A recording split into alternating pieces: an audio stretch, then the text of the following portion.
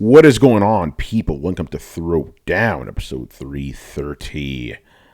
I'm your host, Tony Polanco, and tonight I'm joined by Emilio Lopez. Sup, people? How's it going? Chris Seeley. Hey, what's up, everyone? Carlos Romero. Yo, yo, yo. Adam Vale. Merry Christmas. Brian Manjoma. What up, what up, what up? And because we're talking about that PlayStations today, you know who we had to have on. We had to have this man on. The one, the only one, Mr. Riku-san one. What's good, everybody? What is going on, people? Yo, if you guys heard the conversation we're having before the show. Oh, yeah. Too racy for TV, man. It's crazy. Or too racy for the internet, you know? Tony, that always gets me. Why do you tell people that? Because then they're going to want to know. And yeah, no, because it's a tease, man. I'll tell them what we talked about. I sold my fucking Dogecoin a month ago. Now it's going good, and I lost a lot of fucking money, like a lot of potential money. It's bullshit, man. It's bullshit. Yeah, that shit is still going up, isn't it? Yeah, it's bullshit, Mr. Davis. Where is the pussy, Mr. Davis? That's kind of remember, yo, whatever happened to that dude, man? What happened to him? Fucking Mega Jack, right? Mega Jack. Yeah. Apparently, so I didn't know he was just putting on a fake accent. Someone told me that. Yeah, that was me. I told you that because that was you. Yeah. Somebody. Yeah, some motherfucker. I don't know who this guy is. But yeah, no, this guy, he had a regular ass accent during one of the Warzone after shows, right? Carlos, you remember those? You know. And then the next week, he's just, Mr. Davis, I'm Russian.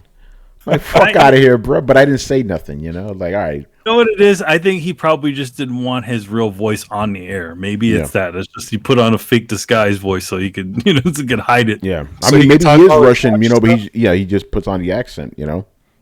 You mean it's like that one wrestler all of a sudden just got an African accent one day. Oh, yeah? It's funny, like he had his name. Torrance had like the craziest. He had the craziest people. Like he had people that put on accents. He had people that pretended to be, people that made video games but didn't. Fat anorexic, right? Remember that dude? Pictures, man. You know, Rico. You know what he also had too? He also had fake DJs. Oh no! DJ no request in the house. We got fake DJs. We got fake writers. Man, oh man. DJ no thrill. Yo. Oh man. All right, yo. Let's get right into it, man. Fake tough guys. There was a lot of fake. I know exactly what you're talking about, man. Fake tough guys, like yo. I'm not gonna. I'll leave it alone, man. You know exactly who that is too. That fake tough guy, but we ain't trying to talk no drama on Throwdown. Oh God. JG money. All right, yo, let's get into it, man. First topic. This is something we talked about beforehand. By the way, so Resident Evil had their showcase today, right? That wasn't trending on Twitter. Fucking Lady Dimitrescu was trending on Twitter. She's the representative of Resident Evil. Yo, this is how crazy it is. If you put in the hashtag RE Village or RE Resident Evil Village, Twitter has an icon of her now. Really? That auto pops up. Try it. Like, put it in Twitter. Yeah. Put in the hashtag. And put it on Twitter. She's a face. That's crazy. She's an emoji now. No. Dude, I'm telling you, dudes be thirsting for that vampire bitch. Here's the funniest, the funniest meme I saw was her, her big ass, right? And then somebody put like a little Sam Neill from Jurassic Park, like kneeling on it, like he was laying on the Triceratops. Yeah, listen to her breathing. He's listening to her ass breathing. It's hilarious. I posted something on Twitter today. What the fuck? It was something about her. I said, "Oh, I fear what the PC modding community is going to do to this woman once they get their hands on her." And Bill's be like, "No, I don't fear it. I want it." I'm like, "All right, bro." Oh, okay. So see what's going on here? What's going on here? Oh, it's like the opposite day now. Yo, and then one dude came in. He's like, nobody. Like, I don't think they can make mods out of the RE engine. And somebody posted a mod of Jill Valentine. Looking very racist. He's like, really? You want to say that again? The guy's like, oh shit, never mind. Are you kidding? They made what's his name? The Mr. X. They made him into fucking Thomas the Train. Yeah. They made it. Yeah, I have one where he's Jason Voorhees. They made him all this stuff. They put him in a Speedo. Oh, shit. So yeah, you're telling these guys they can't mod RE engine? It'll be challenge accepted. Anytime you put anything on PC, that's challenge accepted.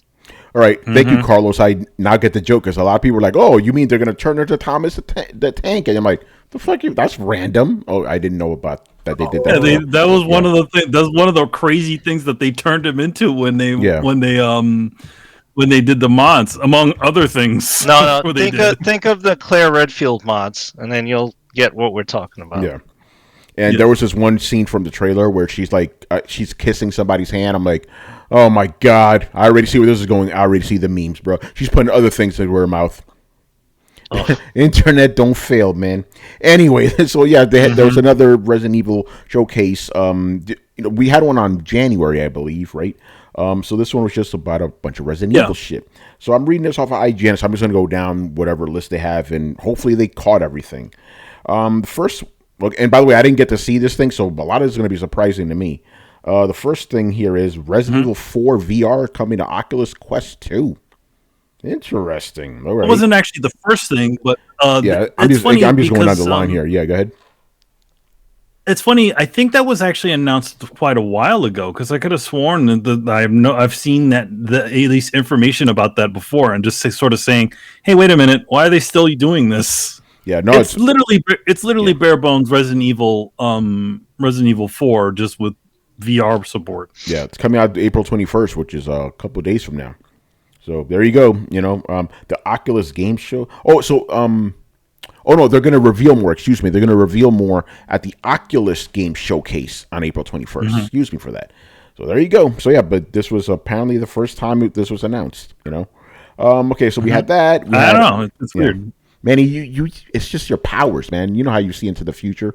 You know, like you're getting your timelines mixed up. The next thing here is Resident Evil Villages gameplay demo arrives next week for PlayStation owners, early May for all platforms. So what is this about?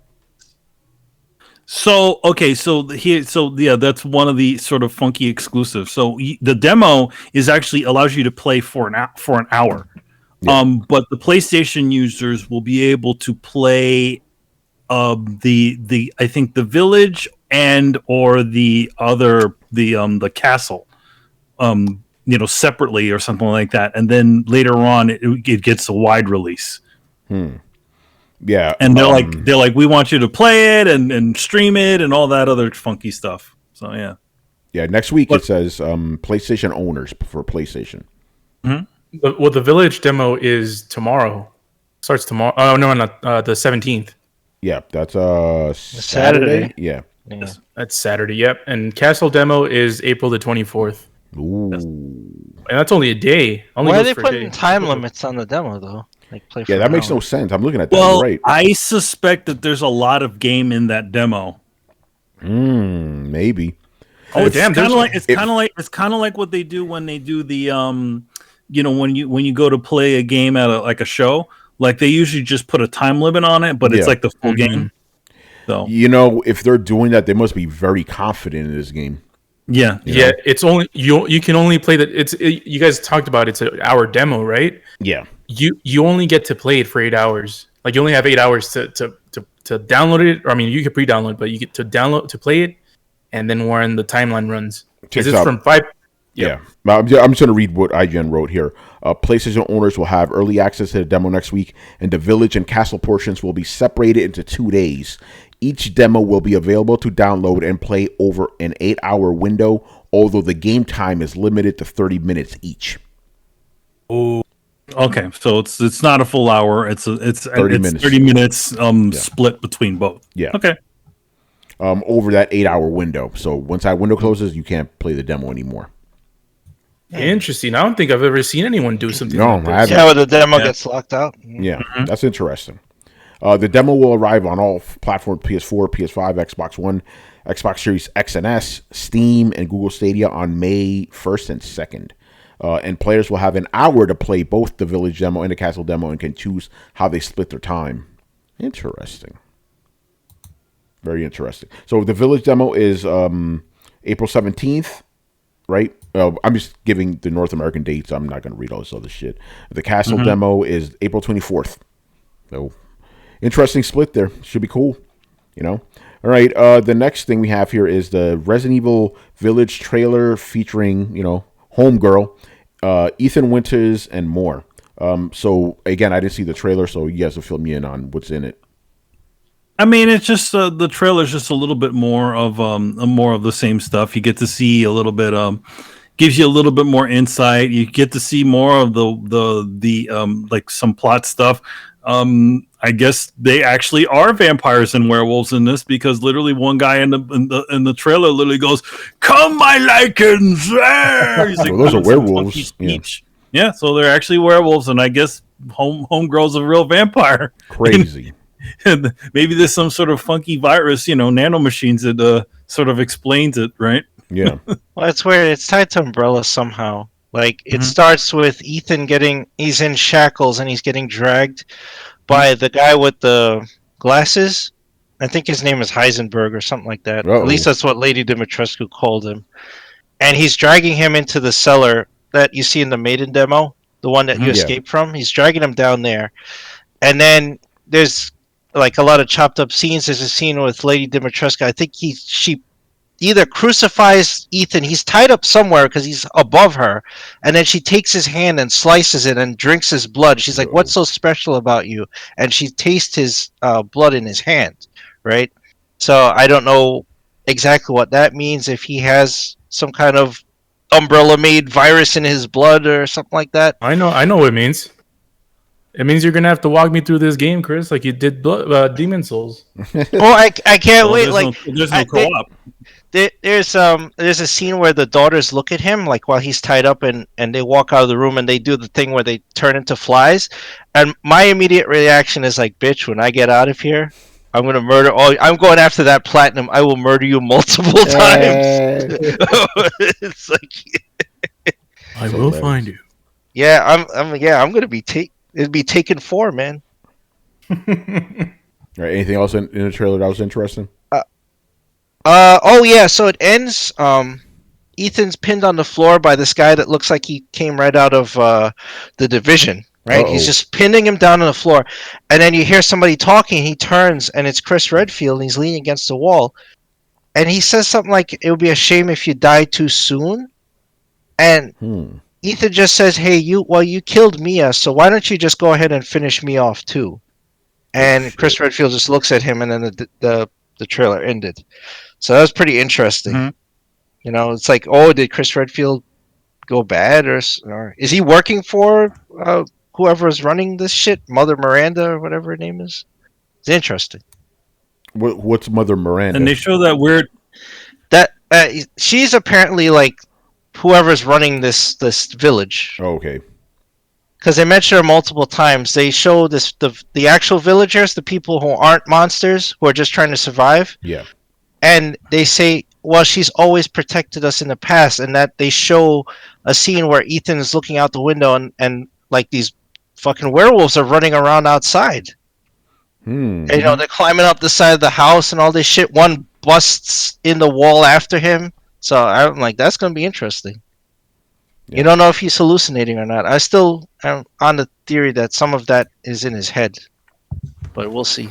Man, I'm definitely going to play this I'm definitely going to play this during the day with the lights on, man. That's how I play Resident Evil 7, 1 hour at a time.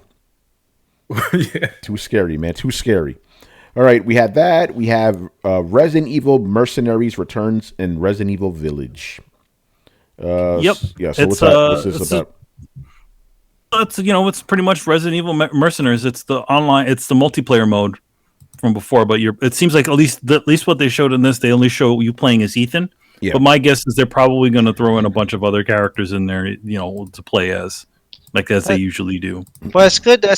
That's the old multiplayer mode that they had in the old games. 4 had it and 5 had it. I didn't play 6 enough to know if it had it. 6 had it, it says here. 6 had.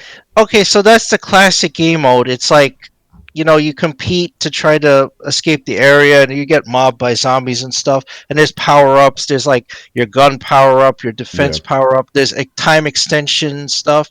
And that was the fun mode. Like, enough of this like tacking on resistance and versus. I don't give a shit about that. This is the mode that people wanted, right? So that's good that they put that back. Yeah, well, there you go. That's always the mode I skip, to be honest. I'm like, what the fuck's the point of this? You know? Well, it used to be tied to the single player. You used to be able to unlock stuff in single player by playing mercenaries. Oh, really? I didn't know that. Yeah.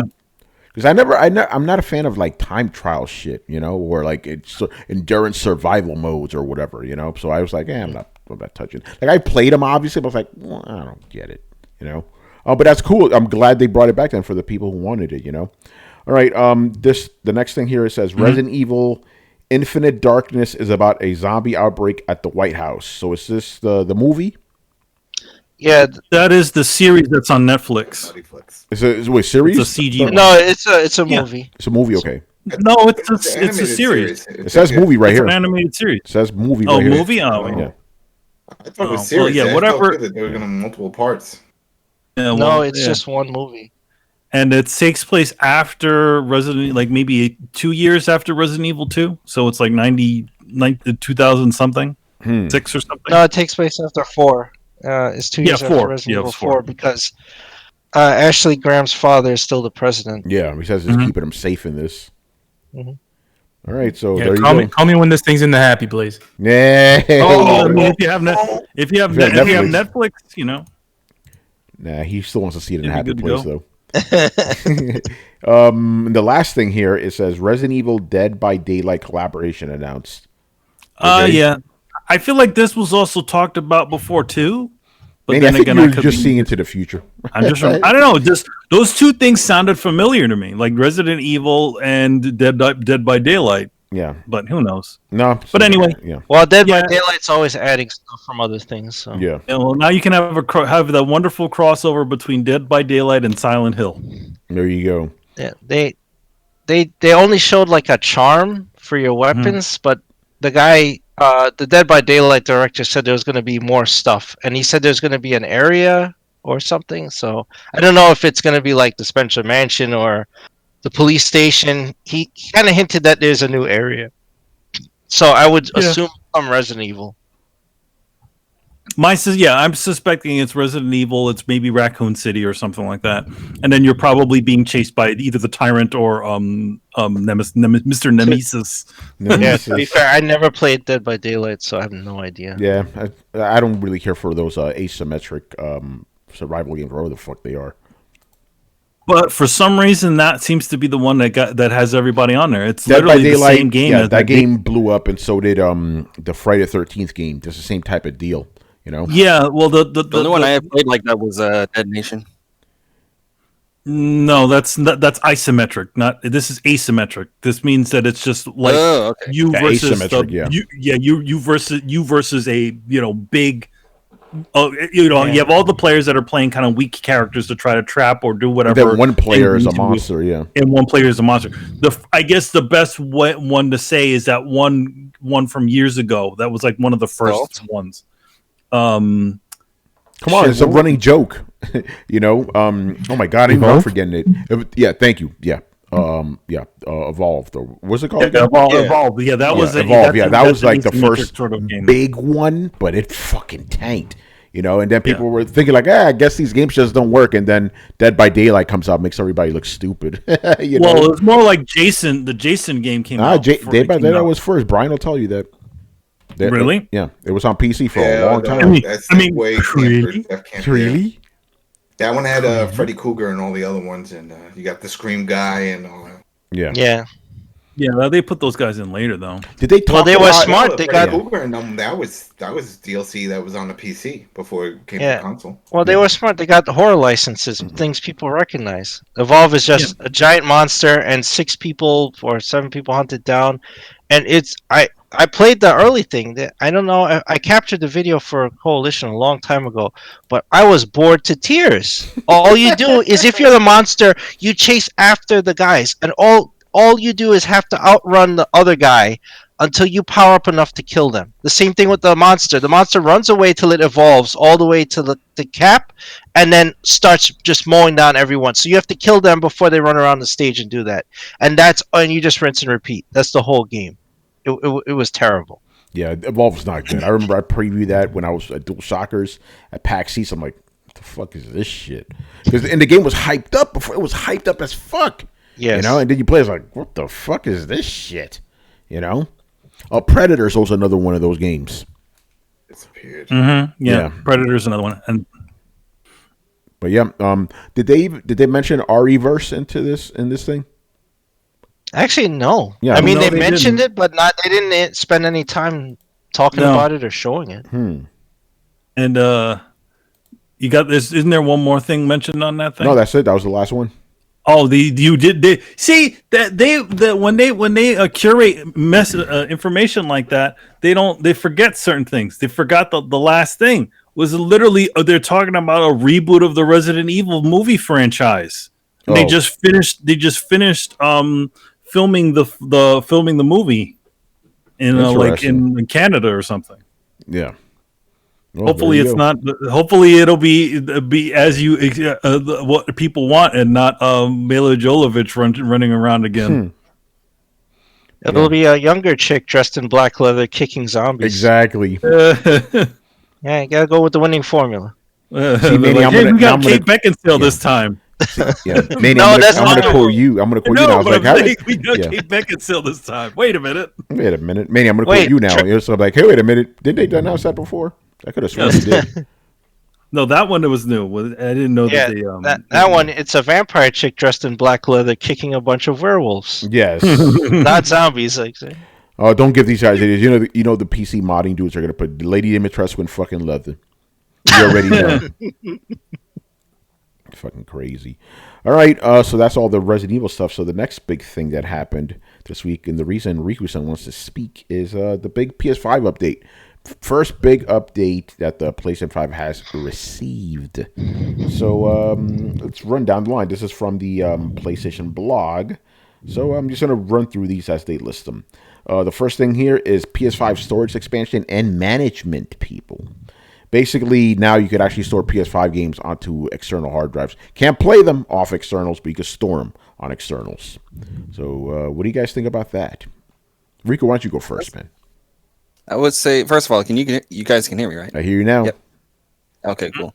No, I think it's good for anyone that they have a data cap and whatnot. Yeah. So they can obviously download some of their big games like the Call of Duties and whatnot, and let's say a game just came out and they want to play it, and they could move the Call of Duty to those externals and then play the new game and then swap them back without having to use their internet. I think that's probably the biggest pro to that for those people.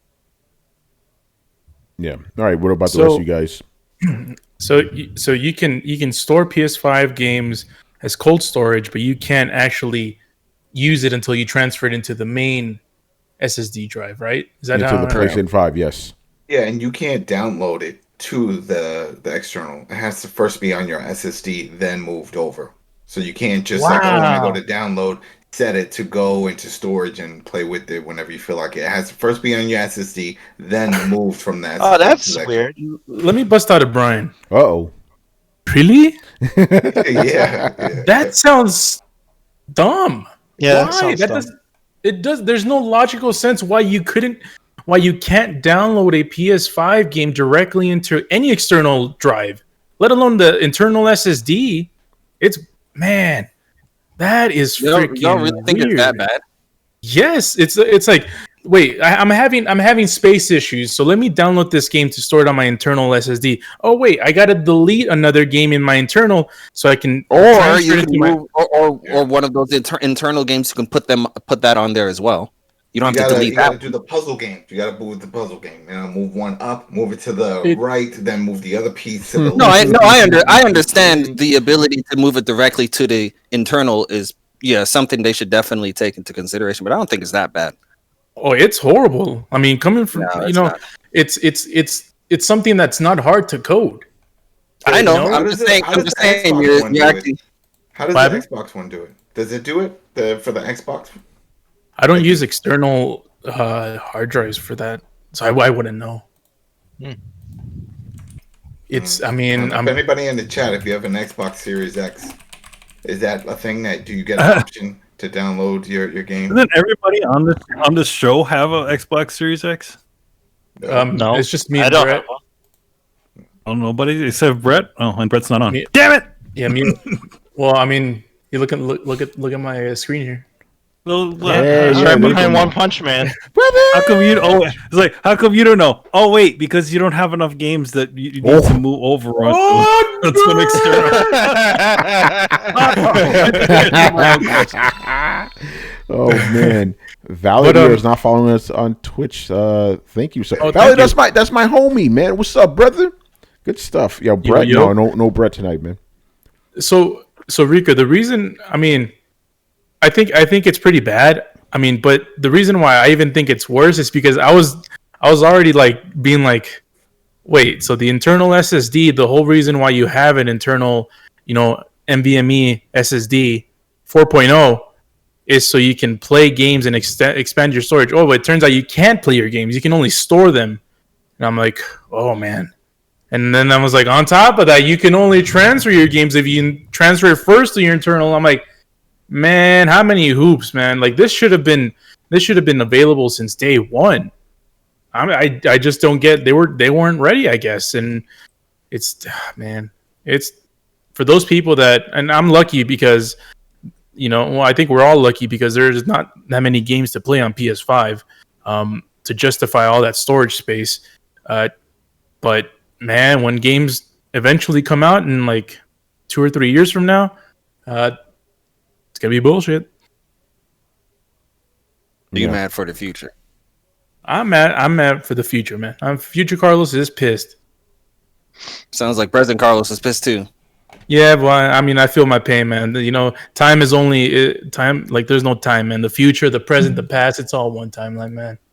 Time compression. Okay, we going into Final Fantasy VIII shit. All babies, man. We're all babies. I don't really have anything to add. I don't care. To be honest, like, whatever. Me neither. I I don't beat my care. games. I deleted. I'm only annoyed Delete your that shit.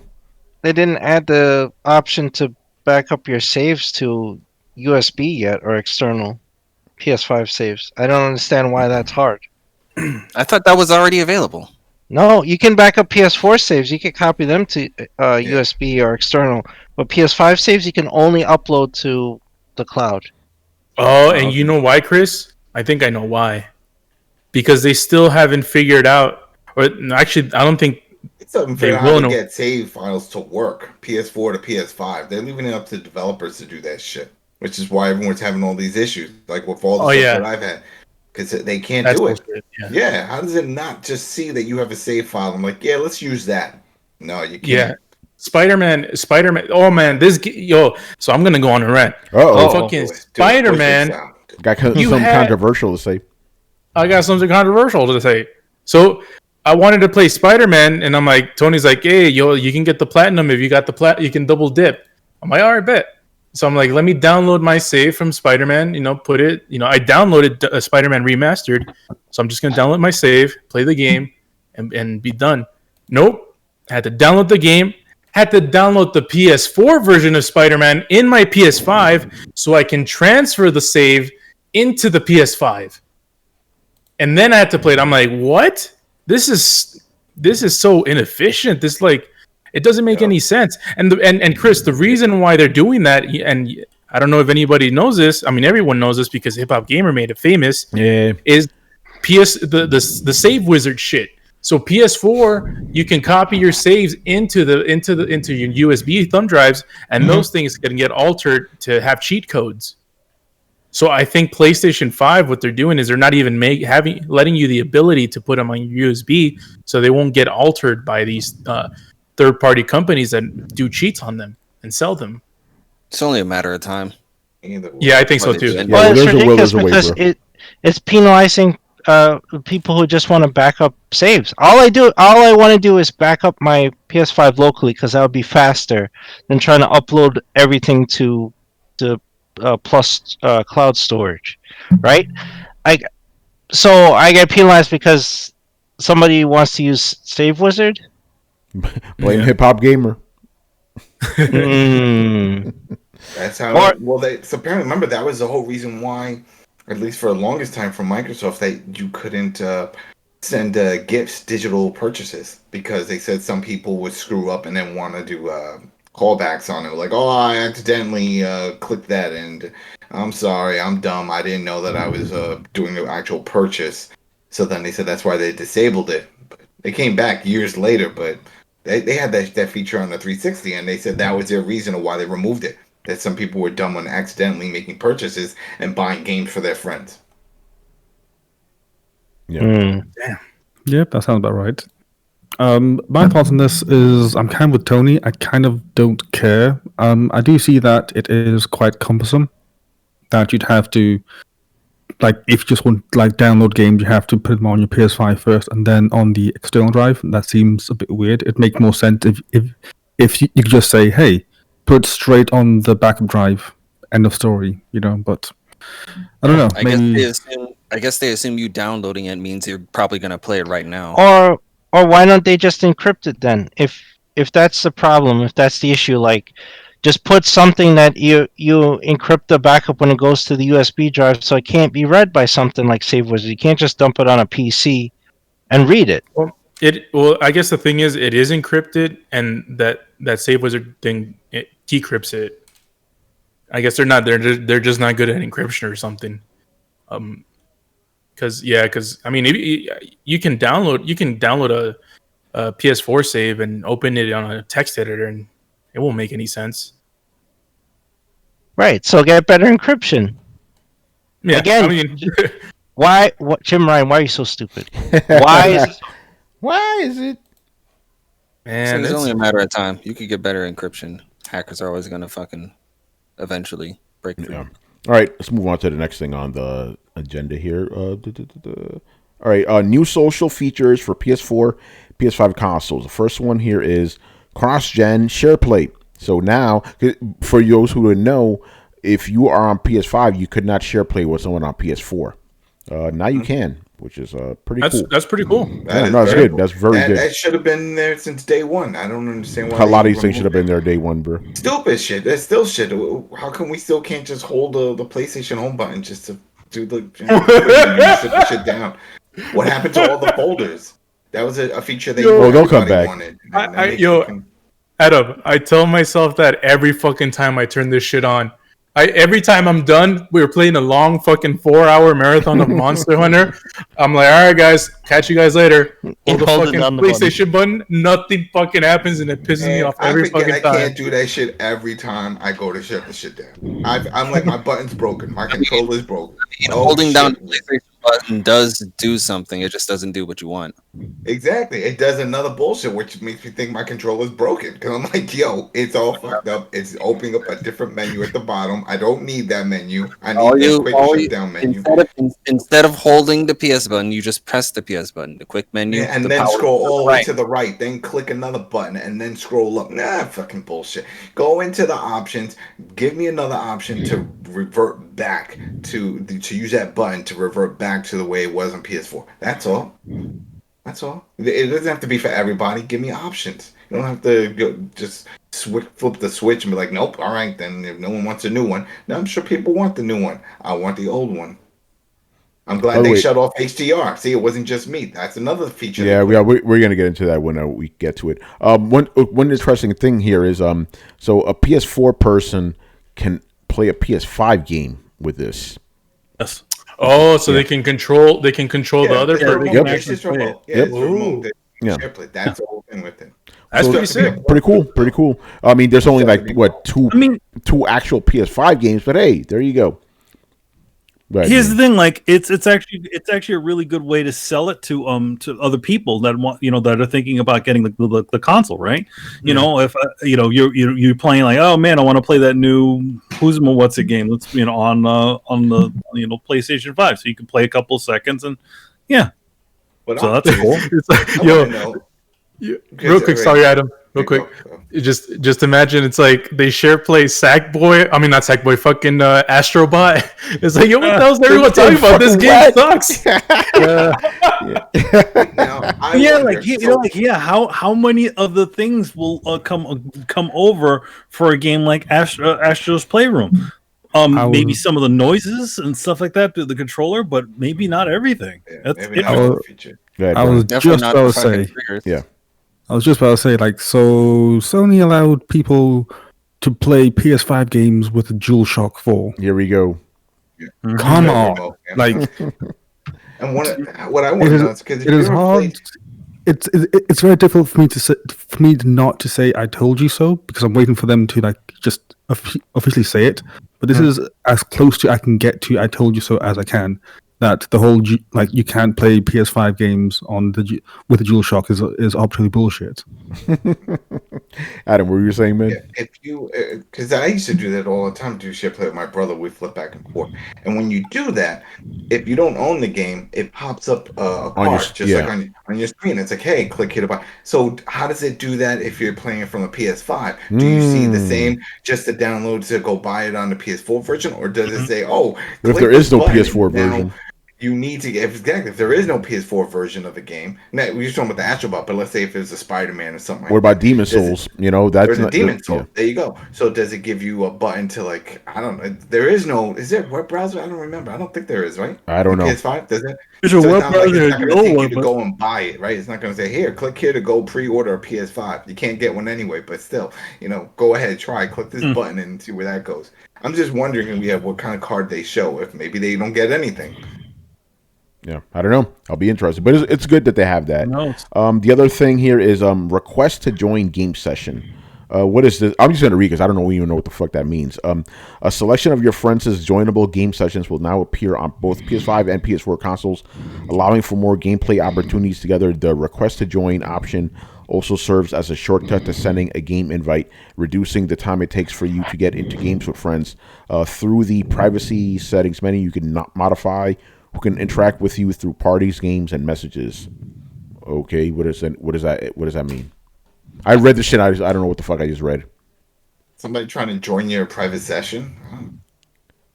It's a chat feature. Nobody knows. I read this shit. I'm like, I read it. I don't know what the fuck I just read. All right, whatever. We'll skip it. Even Rico, can you explain that? You're Mr. PlayStation. We don't use it. We don't know it's more so like, let's say you're playing a game of like Monster Hunter, and I wanted to join you. Yeah. And I was waiting for you to send me the invite. It's basically me sending you a request to send an invite to me. Oh, okay, so that's like cool. Yeah. Well, that's cool. That's good. I like that. Okay, next thing here, enhanced control and personalization options for PS5 consoles. The game base, our favorite thing, the game base, has been improved for quicker access to important content and features, but not turning off the system. You can now easily switch between parties and friends to start chatting with your existing parties or see what each of your online friends is up to. That's bullshit. It's just as slow as ever, man. In addition, you can turn off notifications on or off for each of the parties. That's good. But it's still just as slow as ever, man. Fuck out of here with that. You think so? Yeah, totally. It's like this thing was not snappy at all. I downloaded the thing just to look around. I'm like, this is as clunky as ever. Wait, downloaded what thing? I downloaded the update. I downloaded the update, installed it, just to see how different it was, and nothing really seemed that different to me. Well, basically, what that is when you press the PS button and go to that section, the first list would show your parties, and then you keep on scrolling down, and then it would show your friends. Yeah. They basically split it into two different things. If you look at that screenshot, it says R1 to switch tabs. Yeah. So the left tab is, specifically for the parties that you're a part of, and then the right side is your friends list. Oh shit! So okay, I didn't even notice that. Yeah, so you don't have to because I remember when I'm trying to just look at my friends list, I will have to see all of my parties before going down to see my friends. So I thought that was. Okay, that's good. But I was just commenting on the speed of it. It's still just as slow, I thought it was slow the first time I did it, but every time I did it after that, it was pretty fast. Yeah. So maybe you'll have to come back and see if I'm just talking about just pulling up the game base in general and scrolling. Oh yeah, I don't go to the game base. This right here basically eliminates the reason to even go to the game base now that they have the friends. Just pressing R1 and seeing all of the friends on that side. But don't you have to go to game base to see your friends? No. If you're talking about that entire page of game base, no, you don't. So how would you see friends? do it right now. You just press the fucking PS button, and right where it shows the where's my controller? I wish we could share screen right now. You know. Man, you can't show us that. Yeah, when you press on the PlayStation. Yeah, when you press the PS button, it's like the fourth icon to the left. That's still the It's game literally base. Yeah, that's still the game base. I still No, have to there's- go into it then. That's what I'm saying. There's two different game bases we're talking about though. There's I that know, one, but which is Riku, you're not understanding my point. There's still a game base I need to go into. That's my point. I don't want to do You that. want a quick menu. You hold the button down and then you just see your friends list pop. That's And it. you I don't want to go to the game another. base. That's what I'm saying. I don't want the game base. That's what I'm saying. You know, it's still there. Okay. Okay, so I'll just list this shit. Improve game base. Disable game chat and adjust players' volume. So you could, just like Discord, basically adjust people's individual volume. That's good. You know, because everybody has different mics. Pretty good. Yeah, that's good. That's good. Game update preload. Let me read this one because I didn't understand what that meant. Once it's enabled by developers, okay, so I guess it's per title. Title updates for games will pre-download to your console if the automatic update setting is enabled and your console is on or is in rest mode. This will let you start playing the latest version of a game immediately after the update's release. Isn't that already a thing? No. It was a thing on when- the PS4. Yeah, It was, on okay, PS4 that's what it thing. was, Brian. It was a thing on the PS4. I'm like, wait, what are you talking about? We had that shit already. Yeah. As soon as and the crazy thing is, as soon as, at least mine, anybody here that have a bunch of games on an external does the same shit. So here it is, I turn it on, and then I just see my list, my download list just expand to all these fucking updates. And it's like throughout my whole PlayStation, could be over now, and I just hear bling bling, it's downloading a new one, it's installing, bling bling. It's fucking annoying. Yeah.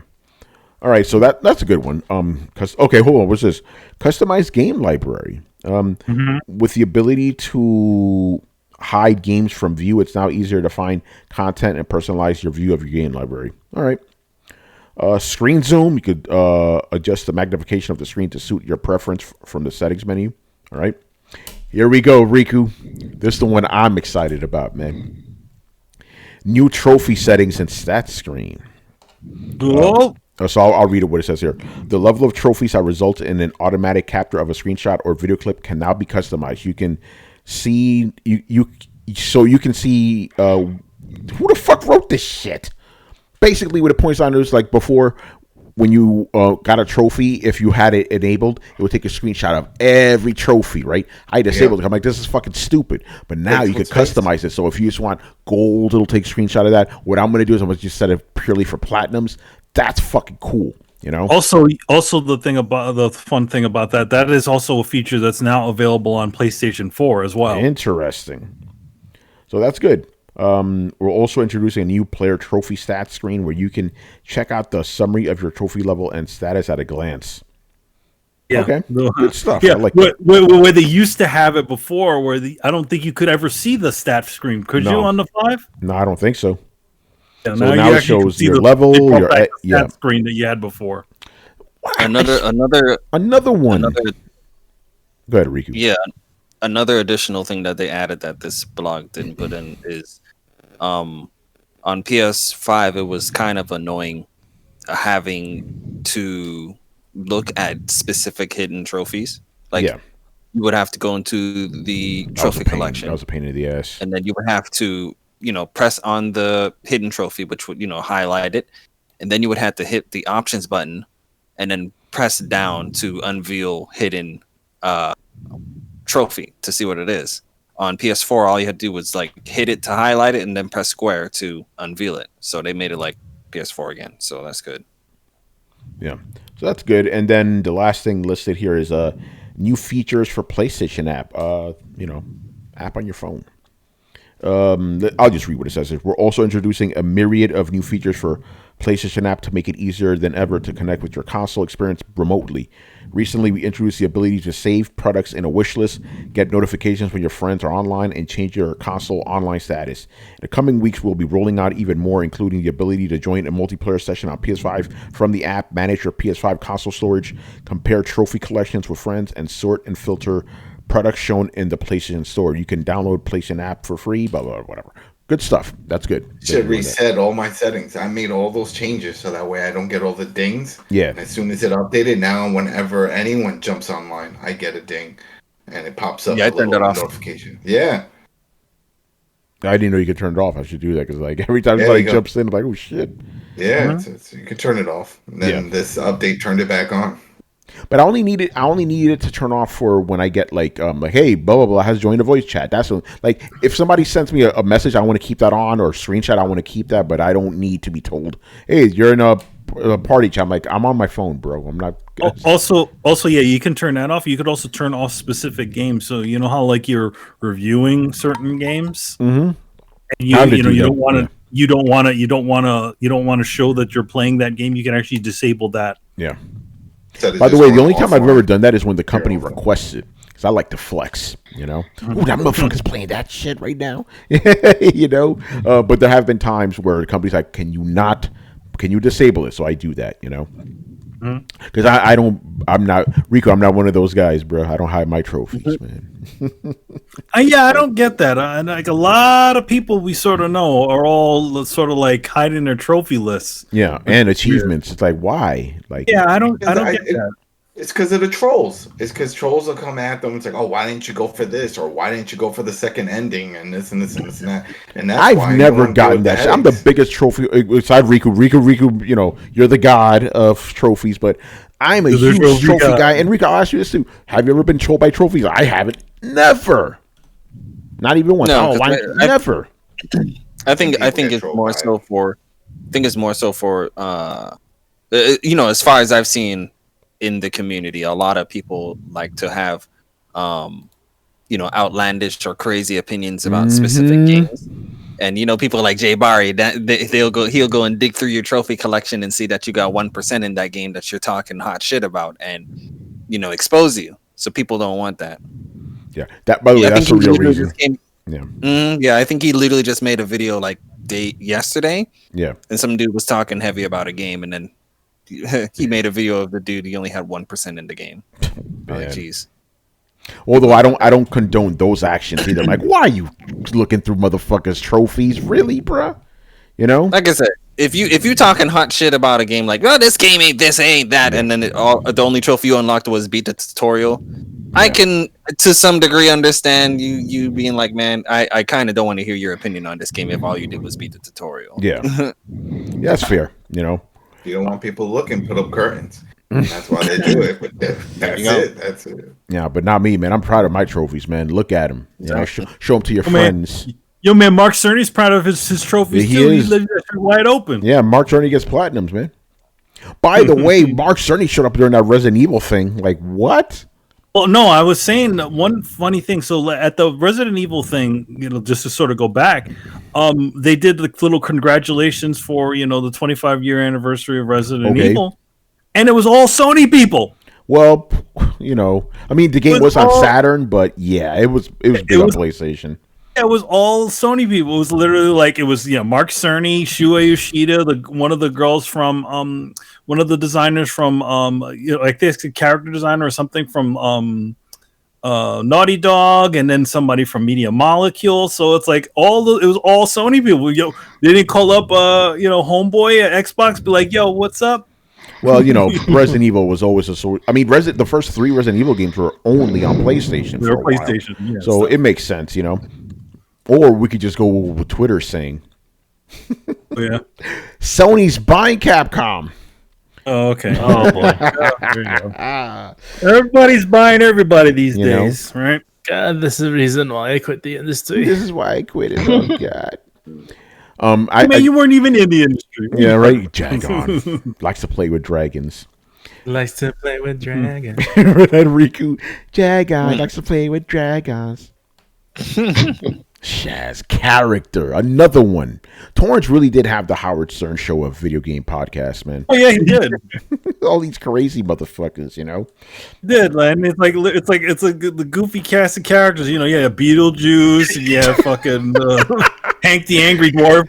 Adam tossed him. Angry Dwarf. I don't know. I'm just waiting for Adam to say, It reminds you of a day when you.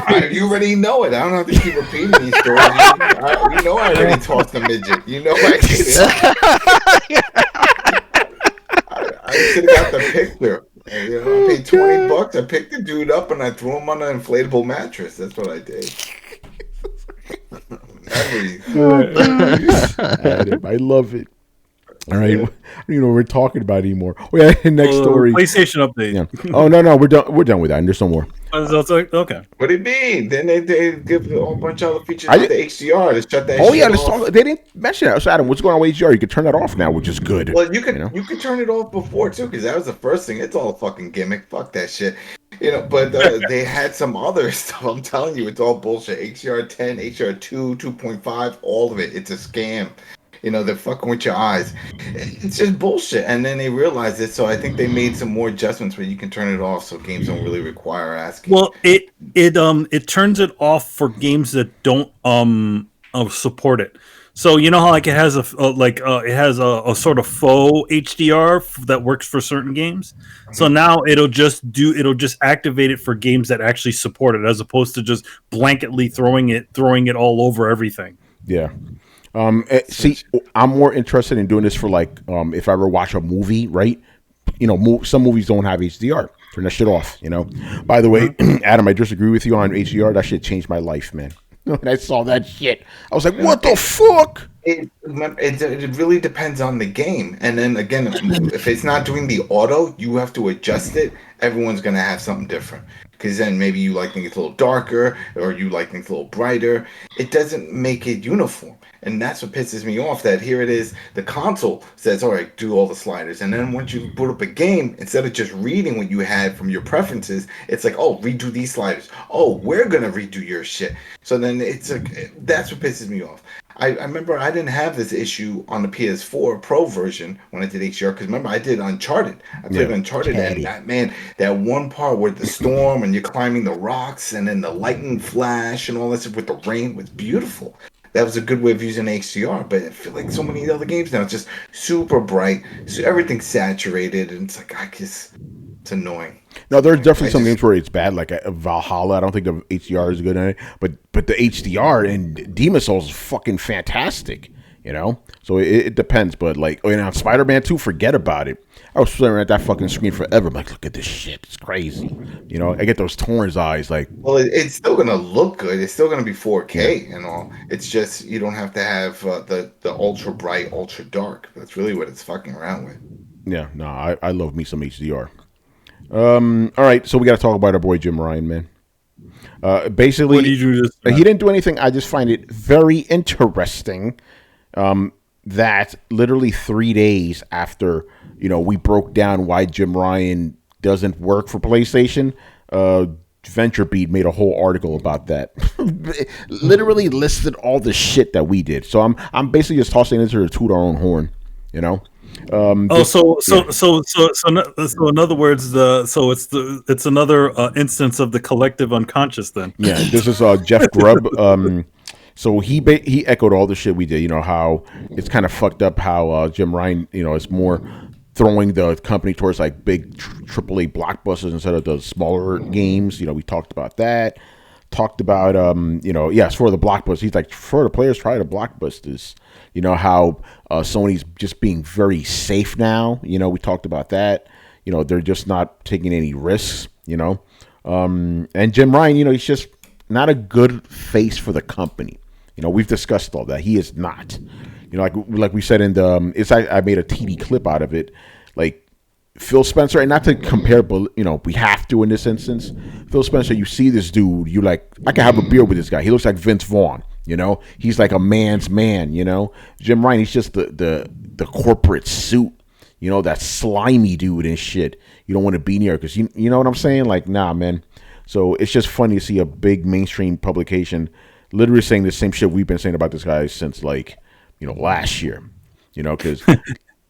And for a while, because if you go back a couple of years, right, 4 years ago, I called Jim Ryan on his bullshit about old games on Tony's Take. Old Tony's Take, I was calling his motherfucker out, It's like, nobody wants to play old games. He's like, I went to a show and I saw it was Gran Turismo, and they had the old Gran Turismos playing. It's like, why would anyone want to play an ugly-looking game like that? Yep, that's Jim Ryan right there, man. I don't think we have anything more to say about it. It's like Jim Ryan.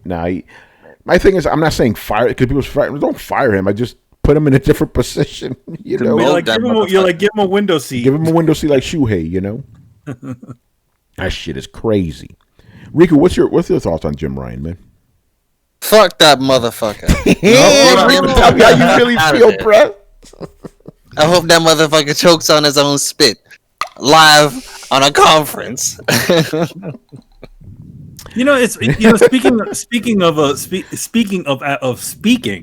Speaking of speaking. So you remember, like a while ago, they did that little PlayStation Awards thing, right? During the pandemic, and they just had like that social distance, and they send the awards to people, and they do their award thing. So they had a little section of obviously Jim Ryan talking in Japanese, and it was horrible. You remember how like Andrew House would just like perfectly speak Japanese, do the whole thing. He learned that shit from Kojima. Yeah. So then after that thing, they literally go, "Oh, it is very nice that he spoke to us in Japanese." It's like, what? Shouldn't he already know Japanese? Yeah, Ray's working for a Japanese company. Isn't that the prerequisite? I mean, fucking Cerny knows it. Andrew House knew it. Oh. Yeah. Even crazy ass what's his face? Ridge Racer, that guy. Well, he's Japanese. He would know that. He isn't like there are some Japanese that don't speak Japanese. The Reginator? Did he speak? Yeah, Japanese. I don't think he did. He was the representative of the United States. Like he was he was Nintendo of America, where it was Iwata was the main guy in Japan. So like. What what Jim Ryan's job is essentially what Andrew House's was in Japan, essentially being the head of PlayStation in Japan, but this time they moved it to the United States. So he has that same role. Yeah. No, you're right though. A lot of those Sony guys all the previous guys that have held that position have all spoke, fluent Japanese. Yeah, man. Even Kevin Butler knew Japanese, man. That's crazy. Oh man, that head cannon, baby. Yeah, right. But yeah, there you go, Jim Ryan. Again, we've spoken about this man many times. But he really got under our skin last year when this motherfucker was talking about, oh, we believe in generations. Come to find out, a lot of these fucking games are coming to PS4 too. Jim Lion Ryan. It's like we stick our heads. It's like saying, "Yo, man, Jim Ryan's right," and then all the Xbox fanboys are like, "Oh, you're just good ponies." Because remember, the reason why he said that is because of the whole Xbox thing, and all the games are going to be playable on all the generations essentially, and then Jim Ryan does that as a cheap shot. It just turns out that the dude was just fucking lying. Yeah, lying Ryan. That's why they call him that. Man, He's bullshit, Mr. Davis. Can't stand that guy, man. I can't stand him. Not gonna be able to do it. All right, you know what? I'm moving the story up to Q. Fuck this shit. Oh, Carlos, by the way, my bad, brother. I forgot to put the fucking Chirons on all night, so you're gonna have to just scroll through this video. Oh man. No TD clips this week. No TD clips this week. We have to scroll through this motherfucker. My bad, bro. All right, we got to talk about this. This literally just popped off before we went on air. So apparently, Square-Enix is, or rather, there are some companies vying to buy Square-Enix. It's not a rumor. There's actually real news. It's happening. Some companies are vying to buy Square-Enix, and the rumor mill is already churning. So Chris, I want you to come in here because people you know what they're saying already. Microsoft's gonna buy Square Enix. Remind people what happened like 20 years ago when they tried to do that same shit. Oh, they got laughed out of the room. Like Microsoft tried to throw money around. They tried to buy out Nintendo's IPs, and Nintendo laughed at them. Like this just it doesn't work out for them. Like Microsoft does not have a foothold in Japan. It's not a Japanese company. They have tried to strong arm their way in. They've tried to buy their way in to the Japanese market. It just doesn't work because there's just this cultural divide. And let's be real, we've talked about the nationalism of Japanese developers, Japanese publishers, all Japanese corporate culture and whatnot does not jive with Western culture. So it doesn't work out for Microsoft too well. They've tried to buy studios. They've tried to buy game creators. They tried it with Blue Dragon. They tried with not Lost Odyssey. What's the game I'm thinking of? They had another RPG. Oh, Tales of Vesperia? Infinite Undiscovery. Oh, that's another one too. Infinite and Undiscovery. Yeah, I mean they've tried, but so I was right. Lost Odyssey was one of them. Yeah, Lost Odyssey, Blue Dragon, and Blue Dragon, and Infinite Undiscovery. Yeah, Tales of Vesperia. That one was also an Xbox. Yeah, they had it exclusive, right? Yeah. This is the thing. They've always tried different things. They can't. They that foothold just isn't there for them. And honestly, like with we just talked about Jim Ryan and him fucking up, and Sony's actually losing foothold in Japan. It's Nintendo picking up the slack, not Microsoft there. Yeah. With the Japanese consumers. So the thing with it would be a waste of time for Microsoft to buy Square Enix at this point. Like they've tried this, it doesn't work. So there's no hope for that. Guys, we stop with these fantasies where it's like Konami stumbles, oh, Microsoft's going to buy them. Square Enix stumbles, oh, Microsoft's going to buy them. Microsoft has bought enough studios already. They're focused. They know where their focus is. They know where their audience is. They know where the consumer base is. They're going to focus on the Americas and Europe and focus on those type of games, right? That's what they're doing. What happened, Adam? Amazon. Amazon. Why do people go with Microsoft? They go because they got a lot of money. So look at other companies that have a lot of money. Google has a lot of money, but Stadia just fell apart, so it doesn't really make sense for them to go into that. But Amazon, Chris, I'm going to throw something at you, man. Oh yeah. This is the scenario I don't want, but I want to know what the possibility is. What if fucking Tencent buys them? Oh well, I mean that's a huge possibility, and I mean nobody wants that because I have a general distrust of Tencent and what they do with their games, so it's bad, but they have tons of money also. They have a huge amount. I mean, their Epic is basically in their pocket. Yeah. Anything Epic does, Epic Game Store, all that stuff, that's basically Tencent's calling that all that stuff. How do you think Epic can lose millions of dollars? Well, there's just a story the other day. How much money did they lose with Outriders? $300 million. It was ridiculous. You know? Yeah, I mean that. If one publisher, if you said besides EA, like the big two, if EA or Activision lose that much money, Bobby Kotick kind of just laughs and he still wipes his ass with $100 bills.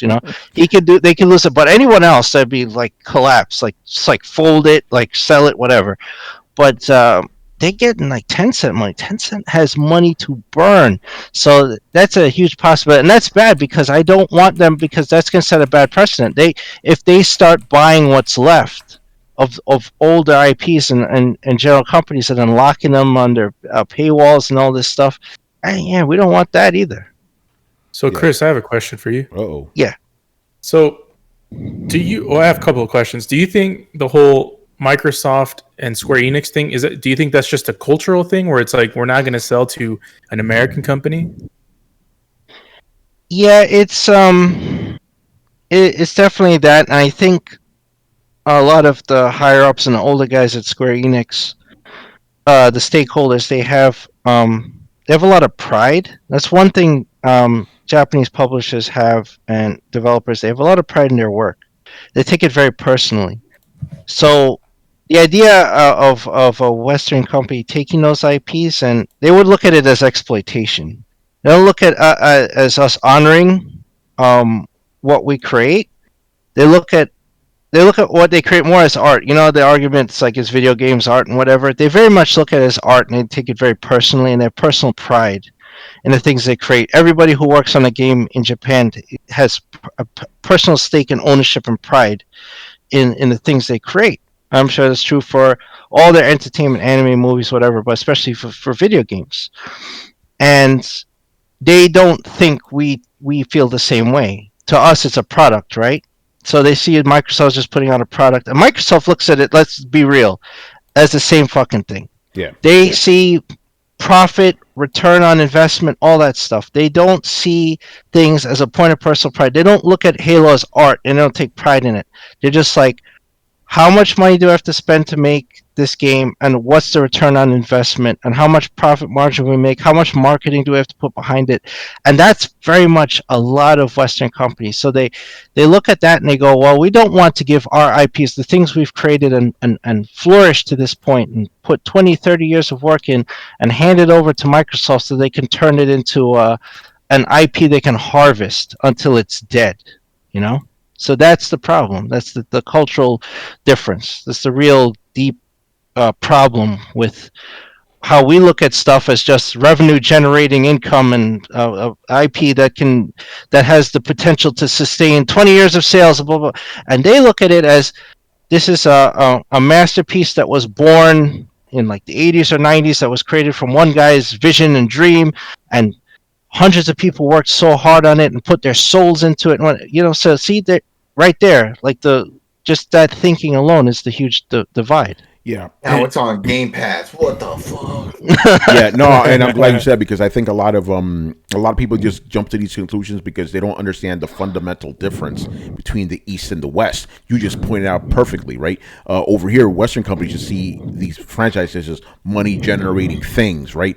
Japanese they feel it like it's close to them. Like, we created this, we harvested this, we helped it grow. You know, we don't want to see it. I mean, obviously they exploit their shit too, but they feel more closer to it. You know, like nobody in Microsoft gives a fuck about Halo. Let's just be real here. You know, just like Sony doesn't give a fuck about The Last of Us. They just care that you buy it. You know. Square-Enix and all these other companies, they feel different. And there's some companies like Capcom and Sega, they're still owned by the original people or the family, you know, so they're not going to be giving up their stuff that easily. You know, here's the thing, and Chris, you know, you could jump in on this too. Japanese companies in general don't gobble each other up like Western companies do. They merge, right? But they don't gobble each other up. But that's the other difference between Westerners and the Japanese. Like, we do that shit all the fucking time, just gobble each other up, right? Mm-hmm. That's not something that happens over there. You know? Yeah, that's another business cultural difference. So, a few shows ago, we talked about the Square-Enix merger. You know, when it was just Squaresoft and Enix merging, and then how at the time Square had funded the Spirits Within movie, which was a huge bomb. They had lost tens of millions of dollars on that, and it looked pretty bad. And they were already in the red. Right back then, I don't forget, it's 2002 or 2003, whenever it was. So the merger was looking shaky because you don't want to. If you're Enix, you're already in bad straits. You don't want to absorb debt, and you don't want the merged company to absorb debt. Sony actually bailed out Square so that the merger could happen. That doesn't happen over here. No. Companies will try to fuck each other over and marginalize the other one to acquire it, right? So there's always fights with IPs. There's always competition and buyouts with like time in the movie theater if you're a movie company, or your position on the shelf in Best Buy in order to attract eyes to one publisher over another. Like, there's all this cutthroat stuff that we do, right? And you know, it's all in terms of fair competition, but you would never hear about if look what EA does with their developers. If their developers falter and don't sell, they don't go, oh, we'll help you guys out, we'll get more talent in here, we'll kind of shore things up, whatever. No, they just shutter the doors and be like, get the fuck out. Stop making money, get out. You know, that's the difference. Yeah. And again, I think a lot of people who are saying these things don't understand that. I really don't, because they think all companies around all the world think like that. It's like, they don't. You know, Eastern companies are very different. You know, but the other question I have is, because obviously Japan and China don't like each other, right? But Tencent looks like the big dog that could potentially do this. How would that happen given these cultural differences? Because even though they're Asian, they're not the same culture either. You know, so how would that work? You know, how would that be possible for Tencent to buy up Square Enix if they even allowed that? It's actually, I mean, the thing about it is that Tencent already owns a bunch of Japanese studios. Yeah, so how is that allowed? How does that happen? Don't know. Yeah, Chris. I mean, he's more of a team now, the man. Yeah, much rather sell to a Japanese company than an American company. Or Chinese, Chinese company than an American company. Yeah, because go ahead. You can explain that one because I've always wondered that. Sometimes companies like that to hide their acquisitions will purchase other companies. Like they'll invest in or start companies in Japan that are actually just subsidiaries of themselves, right? So they'll start a hedge fund or some kind of IP holding or something. They'll get a foothold in the Japanese market. And then through that company that it looks legit, they'll make acquisitions, right? And start growing it. So that's one possibility where it looks like it's being acquired by a Japanese company, but it's really the parent is Tencent or another Chinese studio. So that's how you do it to keep it looking legit to the a Japanese publisher who maybe would not sell if Tencent directly went to them and said, "Hey, we want to buy this," and they go, "Hey, no way. We know what you're going to do with it. You can take a hike." But if you have these holding companies in Japan and a Japanese representative comes from there and say, "Hey, we're interested in this purchase. We have this much revenue, blah blah blah," and you go through the motions, and you're dealing on a similar cultural level, well, you don't know who's behind that holding company. Well, it's Tencent, right? And now you've sold out to them. You don't know it. Yeah, you're right, because they wouldn't do it up front, you know? They wouldn't do that. You know what? For some reason, when you were explaining that, I don't know the name of it, but there's this like bug that like infiltrates the brain of another bug and controls it, goes into the hive. Like that's what that sounds like it's happening, you know, basically. Like, you know, the Tencent will just like infiltrate this or create this company to infiltrate the Japanese market or something. Like that's fucking scary, you know? Yeah. Especially, you mean like Jim Ryan? Yeah. That shit was funny what Adam said. He's a fucking bug from Microsoft. He's a bug. So that's what it sounds like. It sounds like one of those bugs, like those like brain controlling bugs or whatever. It's crazy, man. So we'll see. It knows and controls them. Yeah. Right now, let's take all this, you know, with a grain of salt or whatever, but we shall see. All right, and the final story I have here is that Ubisoft Forward returns to E3 2021. But that's not the reason I want to talk about it. I'm basically throwing in here because, you know, whatever, who cares? The reason I'm throwing this in here is because it kind of proves a point that I made on the last episode. We talk about E3. I think you're going to get like some announcements during E3 by the companies that are going to be partnered with it, but the big announcements are going to be done at their own press conferences. So that's what I think is going to happen, you know. But this Ubisoft Forward is basically their version of the E3 press conference, you know. And some of the titles that people think are going to be shown are Far Cry 6. By the way, Far Cry 6 was supposedly going to come out next month. We haven't heard shit. That ain't coming next month. I guarantee you that's not coming next month. You know, like in 2 weeks, ain't happening. And this other game called Riders Republic. You know, I'm probably going to see some other shit for Rainbow Six Siege or whatever. But again, I think other companies are going to be doing the same thing where they're going to have their own events around E3 instead of just like, you know what I'm saying? Instead of just being E3 itself, you know? It's kind of interesting. What do you guys think about that? I mean, we talked about this shit last week. Actually, Rico, what are your thoughts about E3 in general this year? Do you think we're going to get big announcements at E3 or do you think companies are going to save that stuff for their own shows? I agree with you. I think we may get like one semi megaton at E3, but most of the stuff is going to be at you know, their main shit. Yeah. So. Yeah, because Microsoft is supposed to have their own event in the summer. Square Enix is probably going to do something. So again, you'll see some stuff at E3, but they're going to save that stuff for, you know, their own shows or maybe the Jeff Keighley show. You know, the Jeff Keighley show. That's what I call it. The summer game stuff. Excuse me. You know. All right, that's it for news, man. But since we still have a little bit of time here, let's go with my favorite filling segment. What have we been playing lately? Riku, man, since you're the guest tonight, what have you been playing lately, sir? I've actually been trying to get caught up with all of the Ratchet games that I haven't played before Rift Apart. Yeah. So, By the way, Rico, I'm very surprised that you haven't played all the Ratchet games.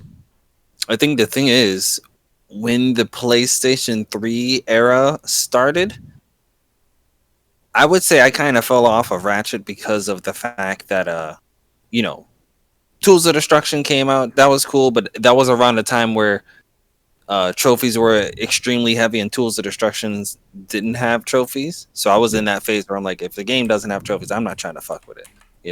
I'm out of that phase now, but during that time, I skipped it because of that. So I missed out on Tools of Destruction when it first came out.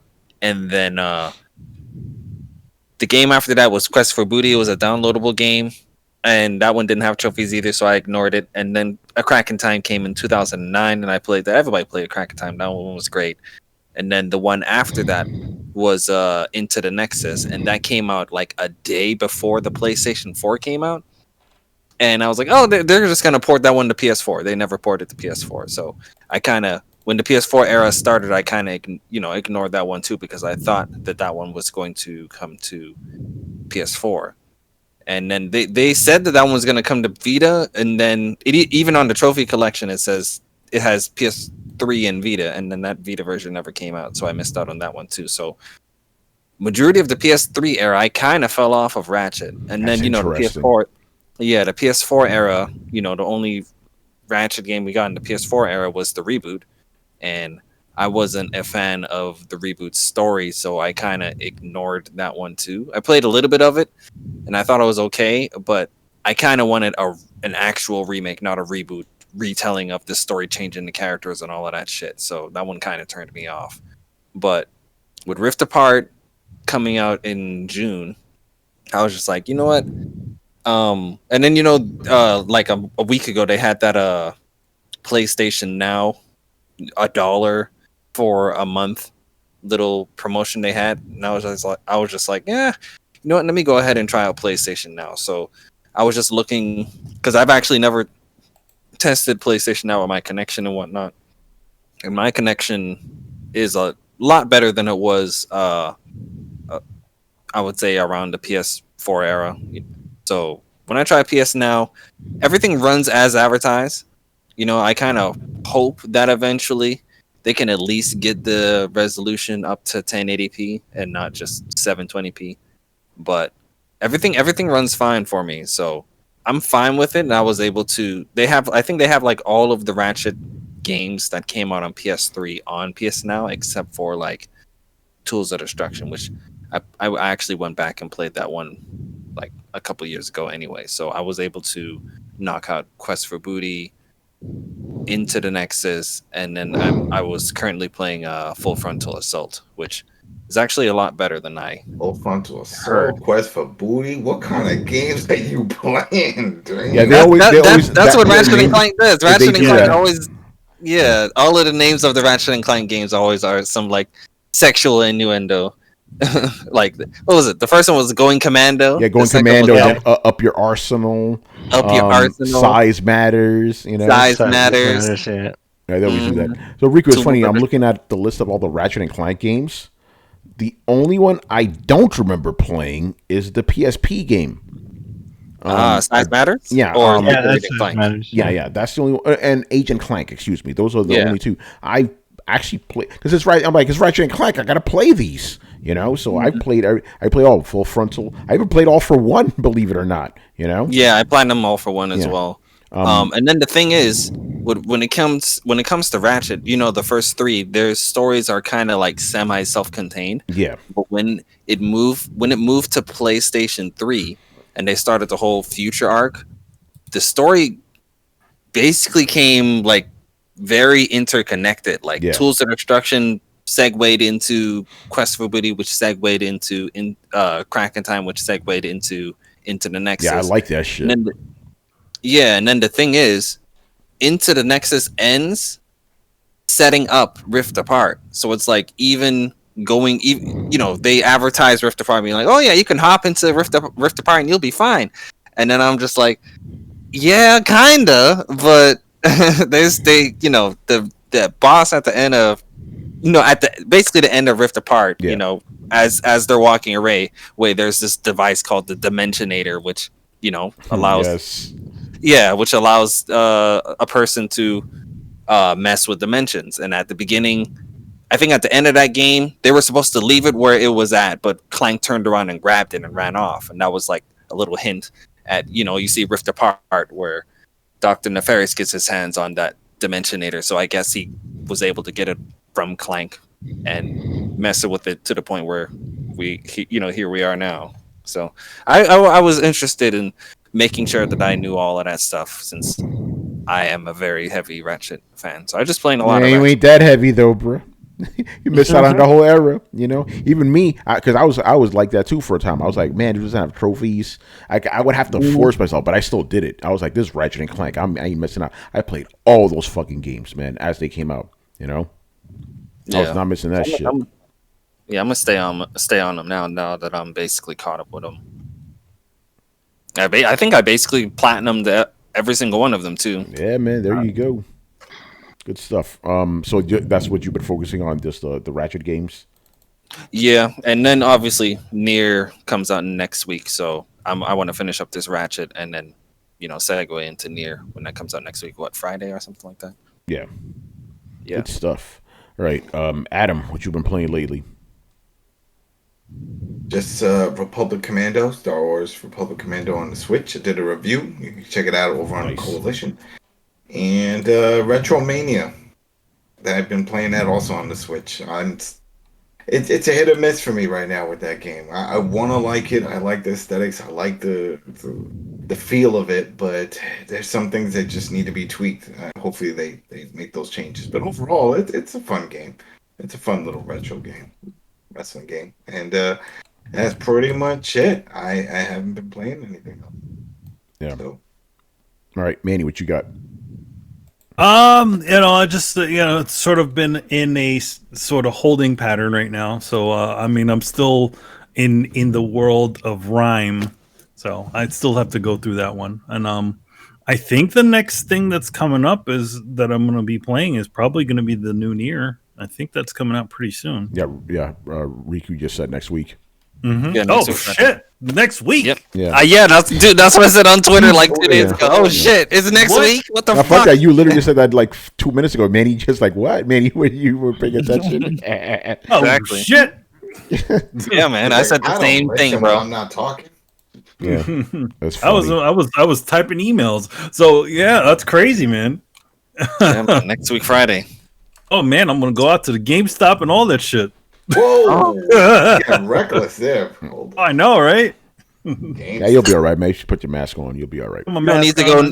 You need to go nowhere near GameStop. No, GameStop's all good now. Stonks fixed it. They're all good now. No, Reggie's gone. Man. All right, Carlos. What you got, man? Yeah, so I haven't been playing anything. I don't think. Have we played it? Did we play anything? No, not recently. Yeah, not since. You like 2 you weeks should ago. be playing. Rico already know. There you go. Gotta get on your ass. Yeah, Rico. I mean, you gotta give me credit though. I did be one. Yeah, man. Out of 9 of them. Yeah, Riku's talking about the. That's like saying, yeah, man, I read 100 chapters of One Piece. My guy. Yo, man. Yo, Riku. Chapter 1,000. Yo, Riku. Oh, anime, baby. Oh, anime right now. Yo, Riku, you got to catch up to One Piece. I know you haven't been got up, man. Yeah, I do. I really do need to sit down with the One Piece. By the way, Riku's talking about Trails in the Sky. I beat the first one a couple of months ago and started the second, and then I just got busy and I haven't gone back to it. So I need to do it one of these days because I love the story and 2, Riku's been telling me that 2 is probably one of the best games in the whole franchise. So I have to do it. A lot of people. Yeah, multiple people have been saying that, and looking forward to play the new Nier game. I don't know when that's gonna come out. Jeez.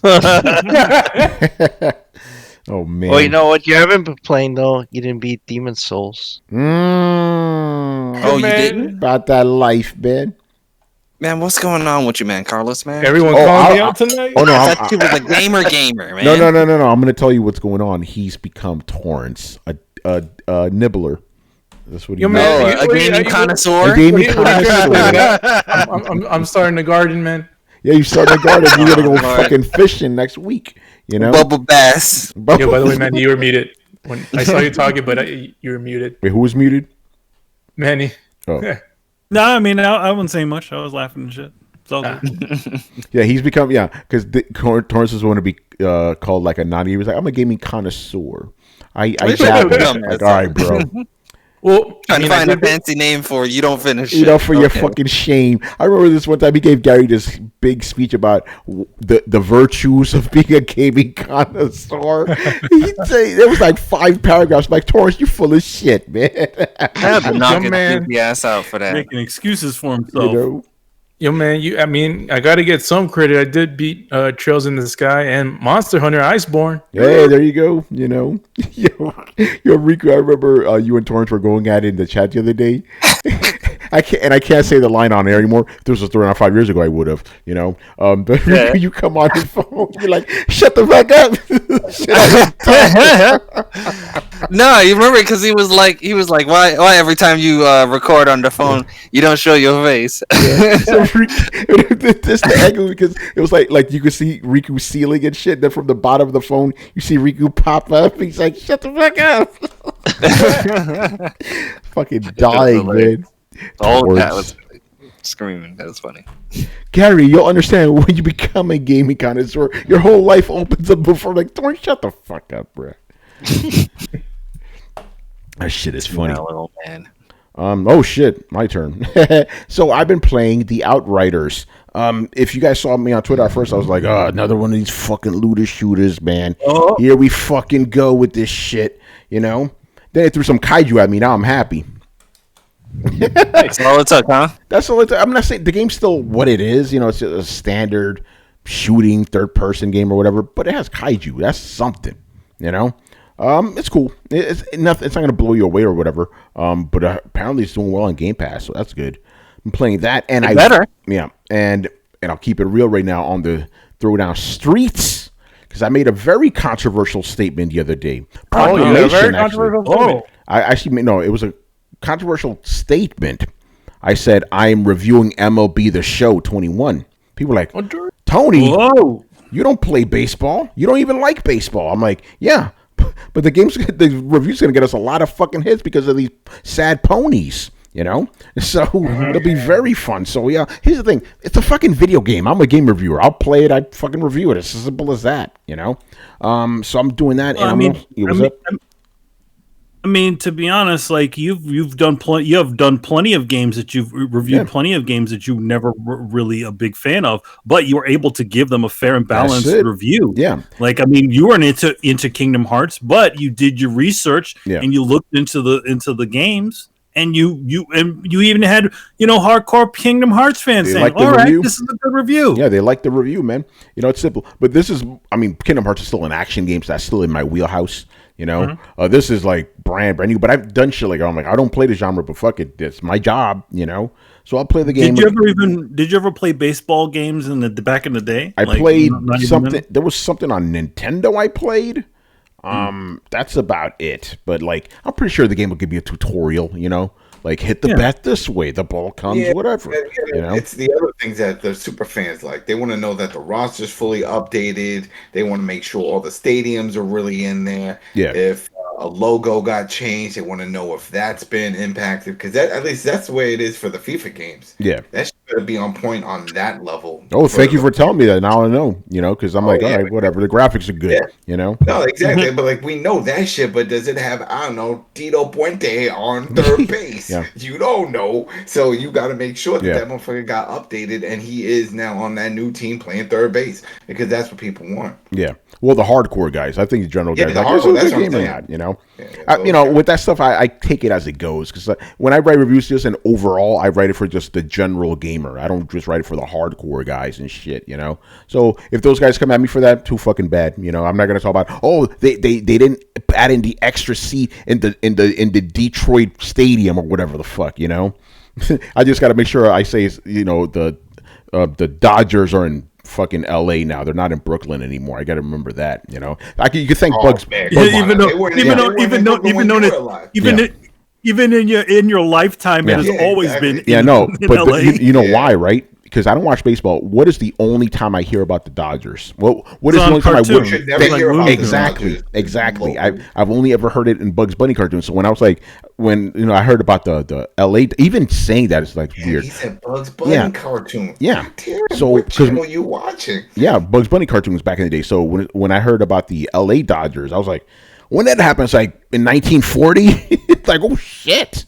You know, because of Bugs Bunny cartoons, you know. So I just make sure I won't do shit like that, and I'll be all right, you know.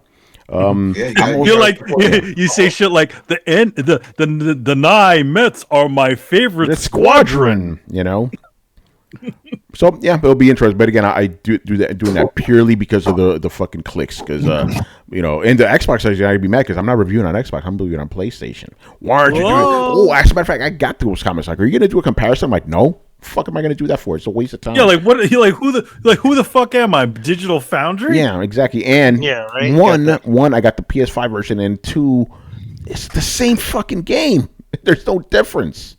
You know, people are just stupid. But yeah, there you go. And there's some indie game I'm going to be reviewing, and there's something else I'm reviewing too. I don't know. It's a bunch of shit. Games are coming now. You know. All right, so that's what I got. Brian, what you got? Nothing but Monster Hunter. Oh shit, how's that going for you, man? It's going good. Going good. Slowly making my way through Iceborne, so bit by bit I will get there. Good stuff. I was playing with J-Boy Cheeks. Yeah, that's a good player, man. Yeah. Yeah, he was just helping me out, like telling me that I was doing stuff wrong, and like, okay, cool. No, he's like telling me like, okay, like don't do the optional quests, do the investigations. Download this app. It tells you where to find everything and where best like farm stuff from. It's like, oh shit! So like, he just opened my eyes. So yeah, shout out to him. Yeah, J-Boy, he's a fountain of knowledge, man. He was helping us out in a few games. So yeah, he's good. Demon Souls, he was helping us out as well. So that's good that you guys got together. I like when we play with J-Boy because he obviously like he doesn't want, like, it's pretty late. He doesn't want to wake anybody up, so he talks all low. He's like, yeah. I think I'll leave. It's a smooth talker, you know. Shout out to J-Boy, man. He I know he always goes to Manny's table at Comic Cons and stuff. I did ran into him in the last Comic Con. I just met him in one of the entrances. Like, hey Tony, what's up? You know, that was good. All right, Chris, what have you been playing lately, sir? Man, it's been dry. I still play a little bit of Dark Souls 3. So I'm working on the trophies. Man, that's how you know it's dry. You went back to the old fucking game. I know what you are going to play though. Play, Chris. Well, yeah, I'm going to play that demo when it unlocks. Yeah, for Resident Evil. Is that what you meant? Yes. Yeah. I can't wait for that whole game to come out. I'm also. I'm waiting for Carlos to get back on Demon Souls, man. I think Kennedy's done, man. Let's just be honest here. Carlos, let's do it this weekend. You give me 3 hours, we'll beat it. Let's do it this weekend. I'm down. 2 hours will beat it. We can do it. We can do it before. Maybe. Because Saturday is Resident Evil Day for you. I might try too. So maybe Sunday. Maybe tomorrow. What about tomorrow? So who's going to stream it? Who's streaming it? All right. Tomorrow sounds good. Nah, we're not streaming that. Nah, it's just gonna be. It's just gonna be Chris on easy mode, man. Yeah. No, man. See, that's like watching the real players, you know, play do the demo on the stage. You know, they don't fall in the pits. They don't do no shit. Yeah. Oh man. So what you want to see? You don't want to see some motherfucker like who can't go beat a fucking tutorial. No, that people actually like that, to be honest. You don't want to see that shit. You want to see this, be like, man, this motherfucker's good. He good. Because he good. All right, that's going to do it for us. So, Riku, man, I want to thank you for being on. And if you want to plug anything, make any statements, the floor is yours, sir. You can hear me, right? Yeah, we hear you fine, man. Yes. Okay, so I Wait, dropped what'd you say about Nier, man? You say what? You said Nier's coming next week. What? That's good. Excuse me. No, I dropped a little article in here that was getting buzz on the Twitters. Uh-oh. I think it was either this week or last week. I think it was this week. But it was basically Evan. Okay.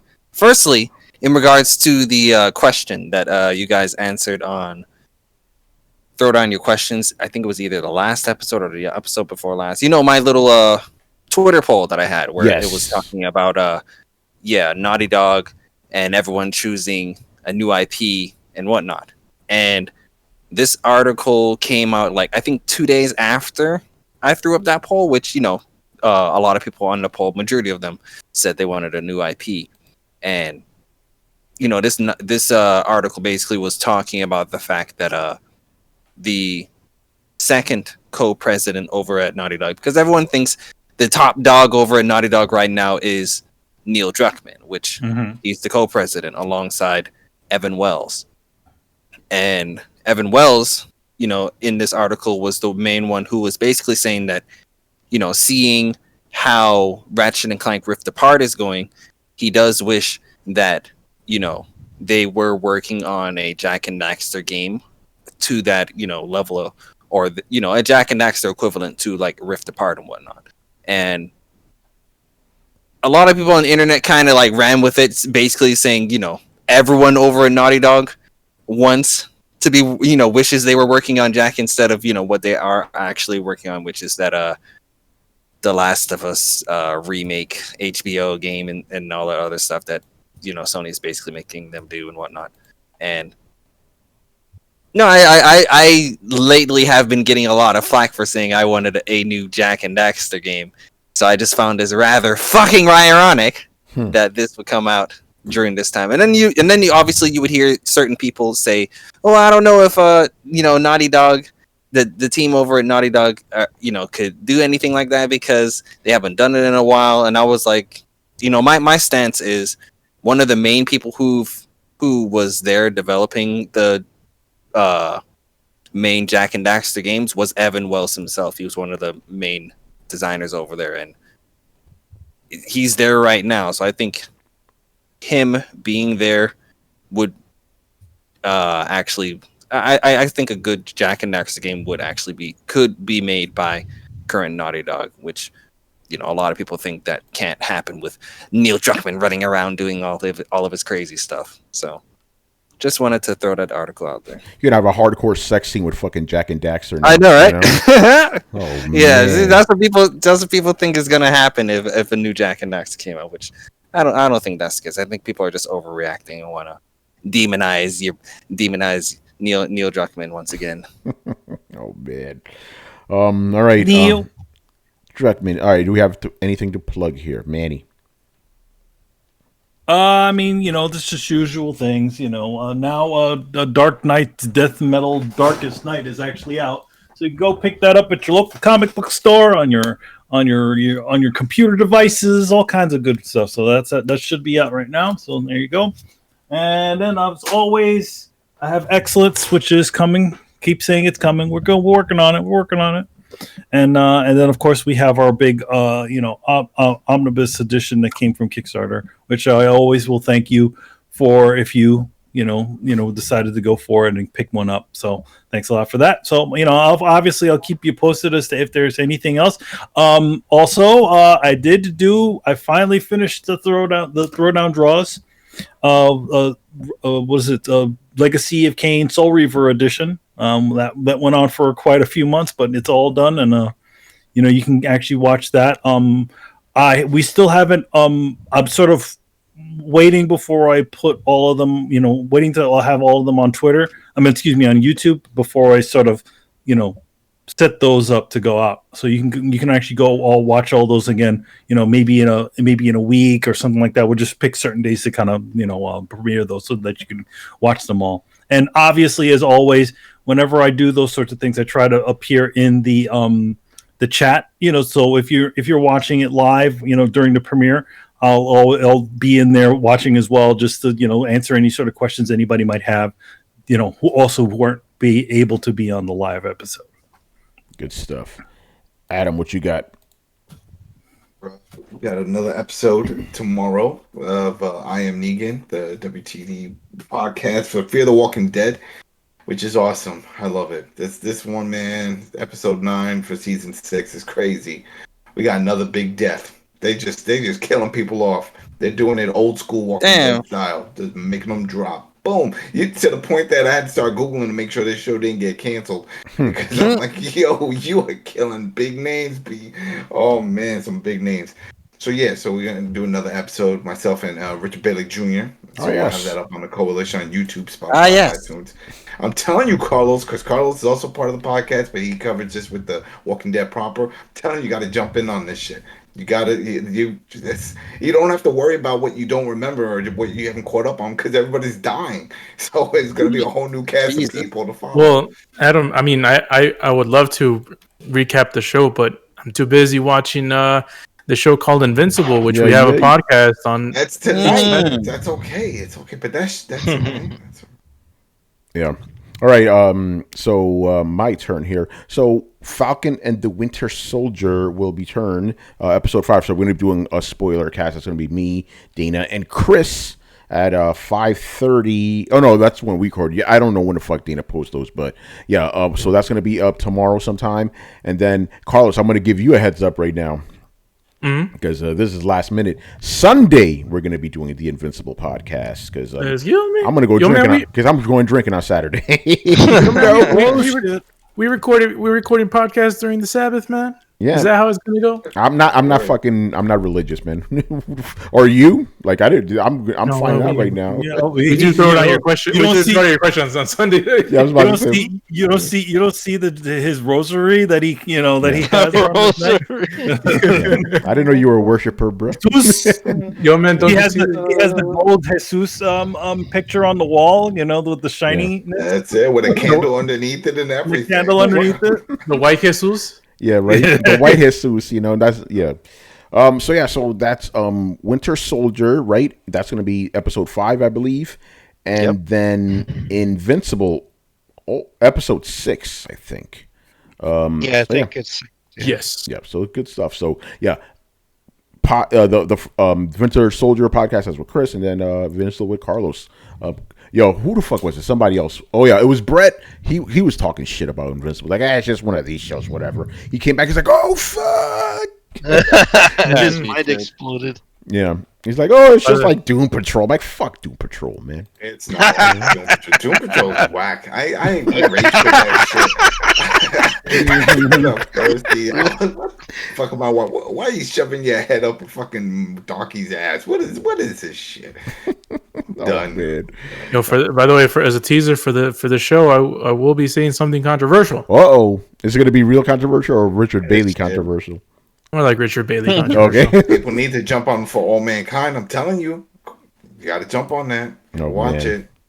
You like sci-fi? Does it have dinosaurs? Yeah, they might. Who knows? Anything can happen in space, and we know that the dinosaurs came from space. Remember Dinosaurs back in the day, man? I used to love that show. I'm like the only person. Manny remembers. Oh man, like how could you go wrong? It's like dinosaurs from space. Every single cartoon we watched back in the day was just a big fucking advertisement for the toys, man. Oh god. All right, people, we're done, man. So make sure you follow us on the Twitch and Twitters, subscribe on YouTube, and join the Discord where it is always fucking popping in Discord, man. Mob hits, Make sure you can follow us on any podcast app by searching for Throwdown Show. It's 2 words, Throwdown Show, and visit throwdownshow.com to listen to past episodes. And if you're watching us on YouTube right now and you enjoyed what you watched, make sure you hit like, subscribe, and hit that little bell to be notified of throwdowns, TD clips, and throwdown draws, whatever we got, or be taking a fucking hot sauce challenge. And I still completed it though, So fuck that shit. Yeah. Although you're like two liquids away from fucking blowing chunks all over the place. That shit was crazy. Hey, but I've never seen anything like that. By the way, I've never seen anybody throw up because of hot sauce. Yeah, like, that would have been the first, wouldn't it? But I literally couldn't fucking I mean, I could breathe, but like the hiccups were the hiccups were worse than the actual hot sauce. That shit was crazy, man. Square-Enix, you're nuts sending that shit out. Anyway, links to everything down below. Once again, I was your host, Tony Polanco. 10 hours joined by Emilio Lopez. See you later, guys. Chris Seeley. Hey, take care, everyone. Carlos Romero. Square-Enix, you're nuts for sending that hot sauce, and you'll be more nuts if you go to Tencent. Oh, Adam Vale. Have a good weekend, people. Brian Manjoma. Later, guys. And Riku Sun 1. Later, people. All right, people. See you on Sunday. Peace out. Jesus, latest.